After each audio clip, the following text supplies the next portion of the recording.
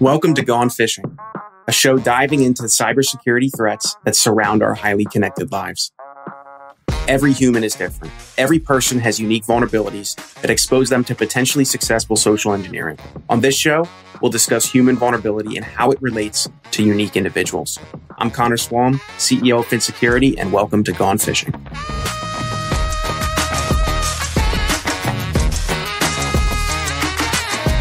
Hey everyone, welcome back to another episode of Gone Phishing. I'm your host, Connor, CEO at Fin, and I'm joined once again by Kyle Christensen from Empath. Kyle, how are you? Oh, I'm great. Fantastic. So much time, yet so little to do. Wait. Usually those two things are reversed, right? Oh, it's one of my favorite quotes from Willy Wonka. I think I can't remember. I just say it every day at this point. I wish that were the case. Well, maybe not. Maybe I'd get bored to tears if there weren't stuff to do. Right. Maybe. For folks, if you haven't watched the last episode, we introduced Kyle. We talked about executive coaching, Kyle's past, not only being coached, but being a coach.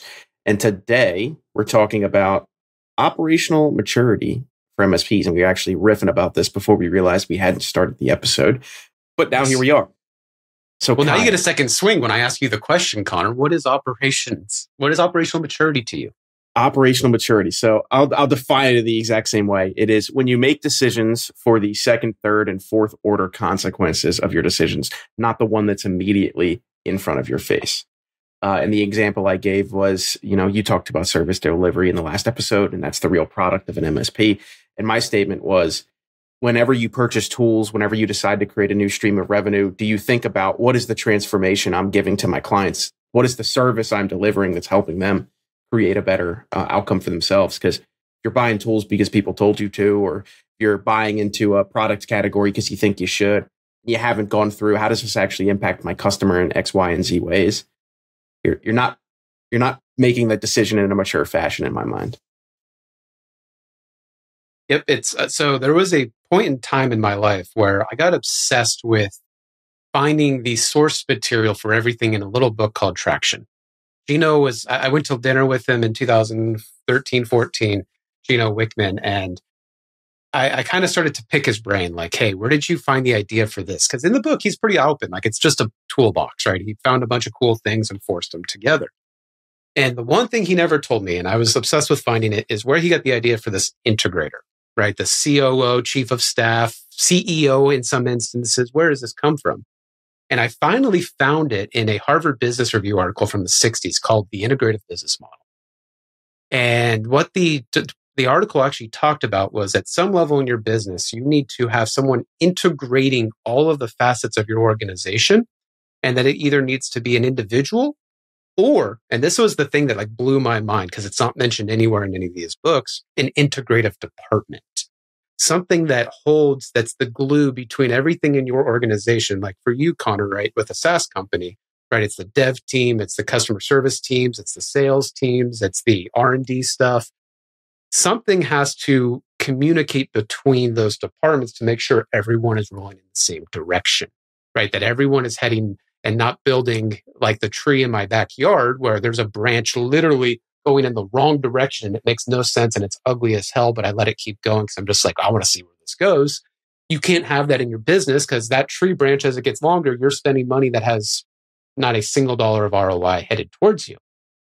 So when you have this integrative business model, and this I think comes full circle to what operational maturity is, everyone is rowing in the same direction towards the same goal for the same outcome because we all have both a strategy and a discipline that makes us conform to those goals. Yeah. How does that relate to operational maturity? How does that relate to operational maturity? How does this integrator do that?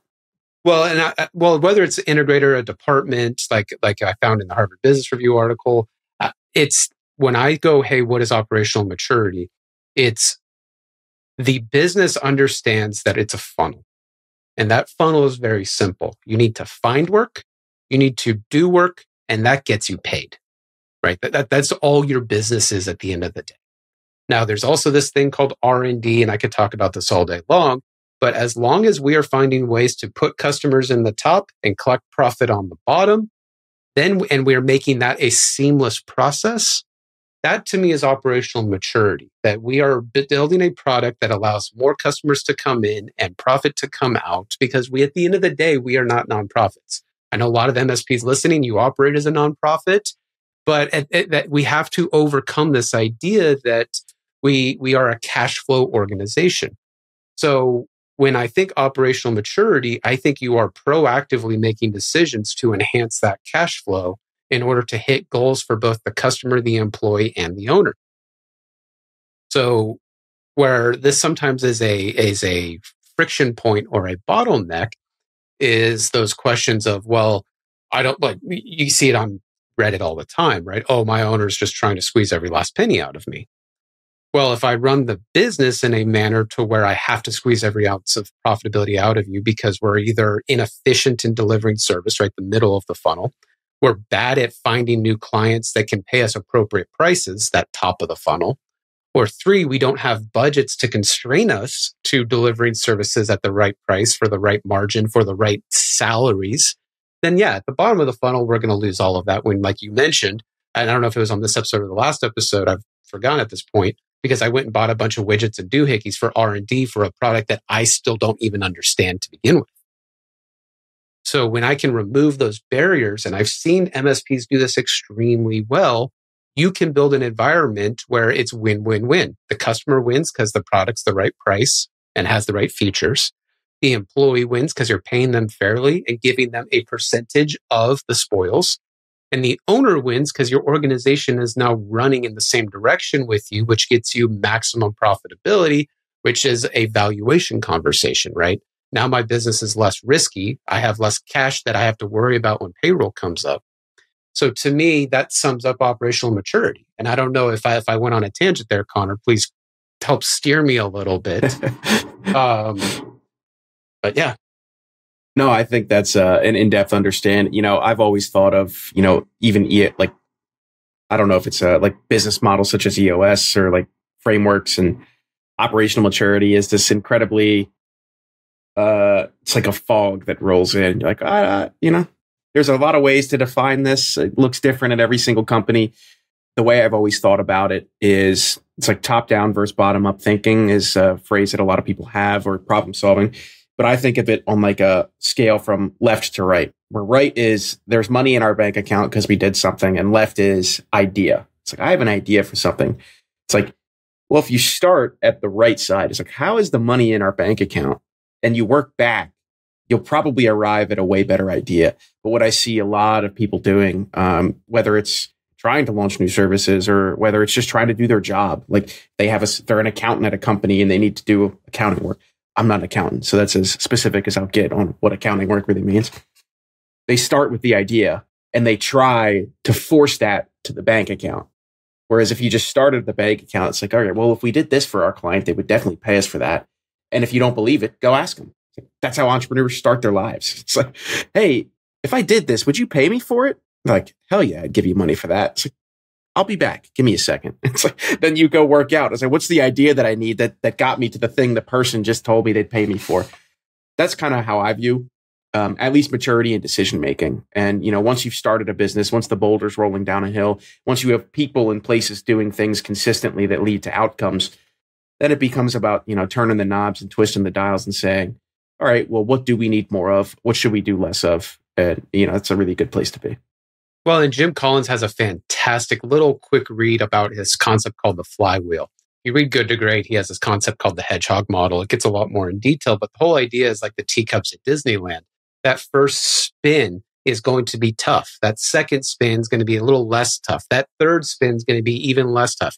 And it gets to the point where I can barely touch the wheel and the teacup will spin and actually pick up perpetual motion, right? It starts to spin faster and faster and faster. When your organization can figure out how that wheel can spin and get through that tough part, I think that's when the consultant, going back on our last episode, that accidental entrepreneur, evolves from a consultant to an entrepreneur to a business owner, right? Because now they understand, hey, my business only has 3 or 4 levers that as an owner I need to pull, which is what is the direction that we are going and how much money am I willing to spend to get there? And you have to juggle out those two KPIs, and they're very important because going to do's and don'ts of operational maturity, one of the big don'ts is you see these frameworks, right? There's plenty of them out there. And you go, we're going to copy paste that. And you copy paste that and have you have no regard for what the cost of that implementation is or the time time is a cost, but right, the time that it's going to take you to get there. And what happens? Well, your growth and your cash flow now get constrained because you stop growing your organization. I see this in MSPs all the time. They'll focus on OML. They'll focus on EOS. They'll focus on scaling up, whatever it is. And they're not growing at the same time. So you're increasing costs to an extent, right? Because now you're providing more labor to operationally mature your company with either the same or slightly less revenue, because I hate to say it, churn happens in your business, whether you want to be ignorant to it or not. So the only way now to balance out your margins is you actually have to eliminate cost while you're operational maturing. So the only way in most MSPs where our biggest cost center is employees. So if you want to not grow revenue, but increase operational maturity and maintain margin on the bottom line, you have to fire employees to get there. Would I rather fire employees or would I rather grow and mature at the same time to grow into that further capacity? I think that's a question that tells me more about your psychology than some people take pride in it. It's a weird thing, but I would love for you to elaborate a little bit on that. Actually, if you want to make decisions with operational maturity, it's really just two things over and over again: set a goal and be ruthless about cutting out activities that don't contribute to it. Like to the extent of, and it's like so. If you feel that way, it's like, let's say you're a business owner, you're listening to this podcast and you're like, all right, I am that way. I tell people they can't do things and they need to stop and they need to start doing this. It's like, you are one person. How many employees do you have? Are your employees acting this way on their own? Are your managers? Are your middle managers? If the answer is, I don't know, then you can assume the answer is no. It's like pretty much. So it's like this is a thought process. This is a culture problem that you need to instill in everyone in your company. And it's like every time you gather around a campfire or to grab a cup of coffee or do anything as a group, anytime you have more than one person together in a room, what are the activities we're talking about that we believe do contribute to our goal? And what are the ones that we believe don't? And you need to get ruthless. You need to get offensive. If people don't leave meetings being slightly ticked off, you didn't talk about enough of the truth. It's because, trust me, there's enough people in your business. There's enough varying opinions on what to do and what not to do that if somebody's not pissed, you didn't talk about the right things. I've seen that to be true.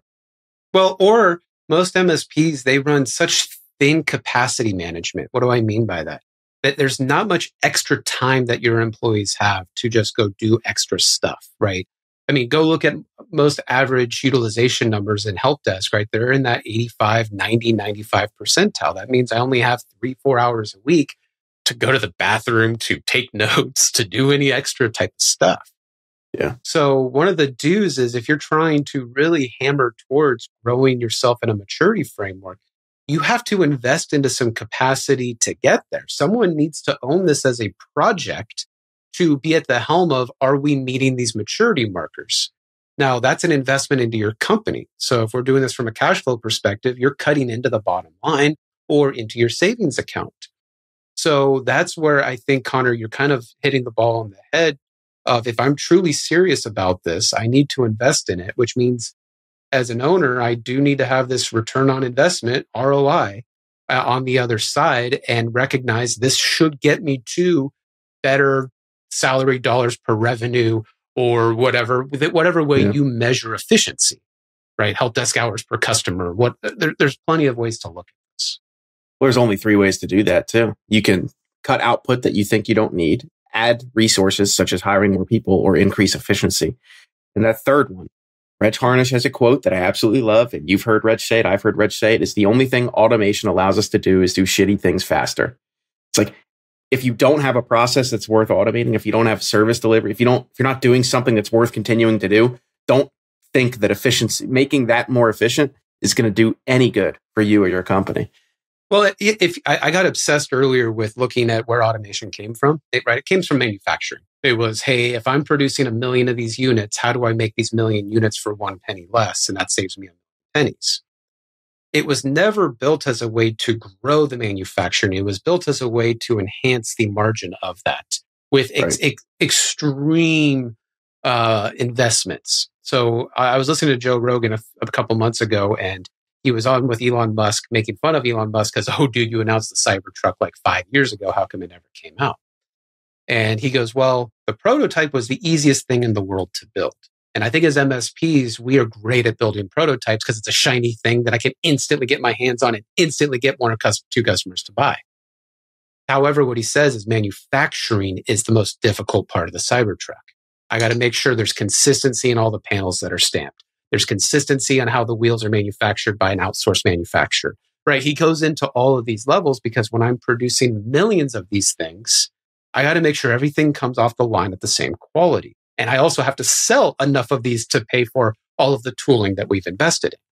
Well, as MSPs, we get to MVP stage, to use a SaaS term, minimally viable product. And then we let our hands off the wheel and never get into what Agile would call product market fit stage to say, have we figured out our customer acquisition cost? Have we figured out our cost per lead? Have we figured out how to deliver this with minimal churn? Right? And I know you're rolling your eyes because I'm not an expert by all means in MVP, and you probably are. But we don't go into that iterative improvement of our product. We just go to the next product. Yeah. So we have a bunch of demos and R&D and a bunch of MVPs laying around our MSP. There's this very delicate balance between releasing something that's half-baked enough that you get all of the feedback you need to finish it versus we made too many assumptions. We made this not minimally viable. We built this thing without enough feedback, without enough iteration, because we thought we needed it to be more complete before we launched it.